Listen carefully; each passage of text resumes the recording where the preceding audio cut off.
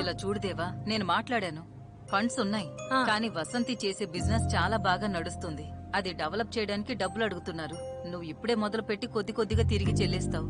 ఈసారికి వసంతికే ఫండ్స్ ఇవ్వాలని సంఘం నిర్ణయం తీసుకుంది. చాలా ఆశలు పెట్టుకున్నావు కదా. మరి పోయిన నెల ఇంటి రెంట్ కట్టడానికి ఎంత కష్టపడ్డాం నీకు తెలుసు కదా. ఇంకా స్కూల్ ఫీజు ఉంది, ఇల్లు కొనాలి, దానికేం చేయబోతున్నావు? తెలియనట్టు మాట్లాడుతున్నావు.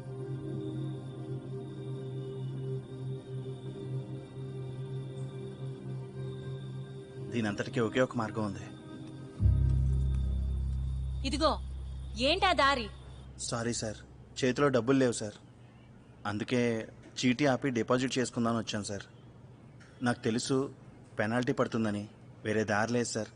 నన్ను చూడకండి సార్, నా కష్టాలు చూడండి సార్. మురుగన్ సార్, ఈ చిట్ ఫండ్ కంపెనీలో మీకు పెద్ద రికార్డు ఉంది. నాకా సార్? అవును, ఇంతవరకు ఎప్పుడు కూడా